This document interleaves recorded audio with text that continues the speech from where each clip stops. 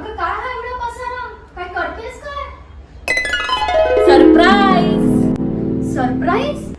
अरे देवा, पुन्हा काही खाण्याचा पदार्थ तर करत नाहीयेस ना? खाण्याचंच करतेय, पण यावेळी मिस्टेक होणार नाही. माझ्या आईने दिलेल्या रेसिपी बुक मध्ये बघून करतेय. तसा तयार झालाच आहे जवळजवळ. बापरे, ओ, बापरे म्हणण्यासारखं काही नाही या. तुम्हाला पाणी पाहिजे ना, मग घ्या आणि बाहेर जा. मला डिस्टर्ब करू नका. पदार्थ झाला की बोलवते तुम्हाला. काय घालायचं तो गोंधळ घाल.